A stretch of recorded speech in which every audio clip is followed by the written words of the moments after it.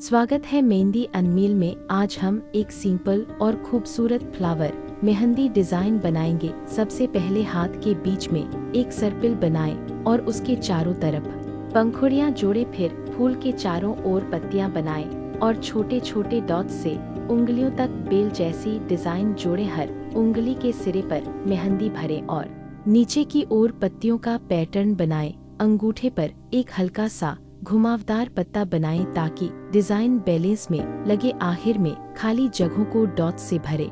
मेहंदी को 2 से 3 घंटे सूखने दें ताकि रंग गहरा आए। वीडियो पसंद आए तो मेहंदी अनमील को लाइक, शेयर और सब्सक्राइब जरूर करें। धन्यवाद।